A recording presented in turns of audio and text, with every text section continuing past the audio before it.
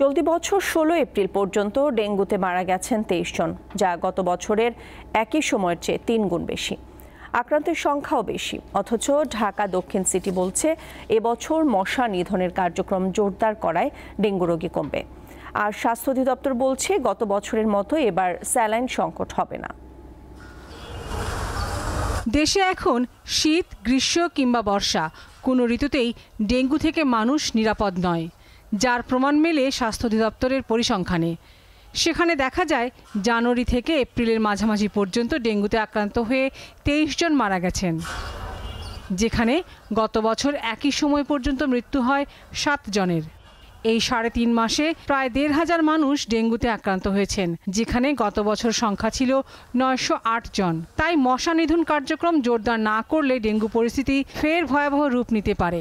স্থানীয় সরকার মন্ত্রণালয়ের অঙ্গ প্রতিষ্ঠানগুলোকে এখনই নির্দেশনা প্রদান করা দরকার, যেন যার যার অবস্থান থেকে ডেঙ্গু নিয়ন্ত্রণে আগাম পদক্ষেপ গ্রহণ করে। গত কয়েক বছর ঢাকা দক্ষিণ সিটিতে বসবাসকারীরা ডেঙ্গুতে বেশি আক্রান্ত হন। এজন্য এবছর আগে থেকেই মশা নিধন কার্যক্রম চালুর কথা জানিয়েছে দক্ষিণ সিটি কর্পোরেশন। মশা নিধনের জন্য আমরা সকালবেলা লার্ভিসাইড করি, মশার ডিম নিধন যেটাকে বলা হয়।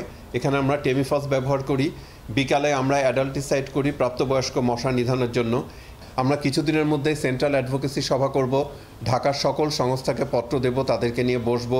এই কাজগুলি কিন্তু খুব দ্রুত গতিতে এগোচ্ছে এবং যে কারণে এই বছর এখন পর্যন্ত কিন্তু এডিস মশা ঢাকা শহরে নেই বললেই চলে। আগামী জুন থেকে রোগী বাড়তে পারে এমন আশঙ্কায় হাসপাতালগুলোকে প্রস্তুত রাখা হয়েছে বলে জানিয়েছে স্বাস্থ্য অধিদপ্তর। আমাদের তো হাসপাতালগুলোতে ডেঙ্গু চিকিৎসার জন্য একটা প্ল্যান আমরা অলরেডি দিয়ে দিয়েছি যে ডেঙ্গু রোগী যদি আসে আমাদের পর্যাপ্ত কিট আছে, জ্বরের প্রথম ৩ দিনের মধ্যে আসলেই যেন এনএস1 টেস্টটা করে ফেলে। ফ্লুইড নিয়ে খুব টেনশন ছিল গত বছর কি যে রোগী এত বেশি, দেশের প্রোডাকশনের ক্ষমতা কত, এই পরিমাণ হাসপাতাল সাপ্লাই দিতে পারবো কিনা।